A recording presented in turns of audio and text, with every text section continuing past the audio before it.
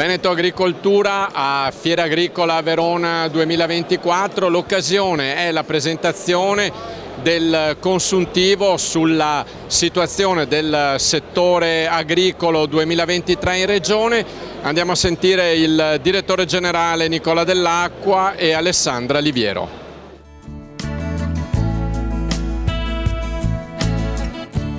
Nicola Dell'Acqua, direttore generale di Veneto Agricoltura, valutazioni sulla campagna agricola 2023, oggi si presentano i dati. Sì, oggi abbiamo presentato dei dati, sono dei chiaroscuri come sempre avviene in qualsiasi settore economico, però un dato comincia a essere rimarcato, cioè quest'anno per la prima volta abbiamo visto che il trend di produzione per alcune culture ma anche per tutta Italia è un trend di produzione in calo. Dobbiamo analizzare molto bene questa cosa, sta calando il prodotto e solo in parte l'aumento del suo valore ha fatto sì che la redditività dell'agricoltura abbia resistito, ma le manifestazioni che ci sono in questo momento, spero sempre nel buon senso degli agricoltori, ma ne sono sicuro, le manifestazioni ci fanno capire come l'agricoltura non riesce a sopperire solo con l'aumento del valore all'aumento delle materie prime. Allora, qual è il dato? Un aumento del prodotto, bisogna cominciare a ritornare a aumentare il prodotto. Come si fa a aumentare il prodotto? Si deve coltivare più superficie, ci sono dei cali di superficie, ma soprattutto ci vuole innovazione. Noi dobbiamo portare l'innovazione sui nostri campi se vogliamo raddrizzare questa situazione.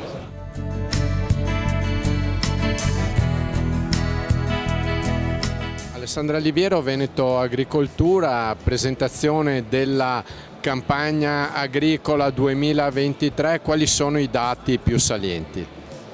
Allora, intanto abbiamo una stabilità almeno più o meno del valore della produzione, 7,8 miliardi di euro nel 2023, in aumento del poco più del 2% rispetto all'annata 2022. Diciamo che tutto sommato l'agricoltura ha tenuto, nonostante la diminuzione dei prezzi che ha caratterizzato il 2023 e nonostante il cambiamento climatico che ha inciso negativamente su diverse culture. Questi dati aggregati che fotografia danno dello stato di salute dell'agricoltura veneta? Ci sono settori che sono andati meglio, altri che sono andati peggio, purtroppo i settori che vanno male sono sempre di più. Pensiamo per esempio al comparto ortofrutticolo che ha visto una diminuzione drastica della produzione, ma in alcuni casi anche dei prezzi per via delle gelate primaverili, è il terzo anno di seguito. Pensiamo anche alle culture orticole, sono diminuite le rese, diminuiti gli investimenti e c'è stato il caldo autunnale che ha influito notevolmente sulle rese produttive. Pensiamo al settore della carne bovina che ha visto una diminuzione della produzione che va dall'8 al 10%.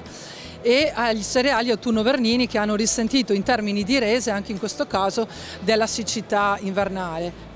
Bene sono andati il settore per esempio delle grandi culture, mais in termini di rese parlo sempre, la soia, il girasole, il tabacco, tutte le culture diciamo a piano campo, perché tutto sommato lì l'andamento climatico non è stato dei peggiori, però teniamo presente che il prezzo a quel punto è calato notevolmente, abbiamo avuto un meno 26% per esempio per la cultura del mais in termini di prezzo.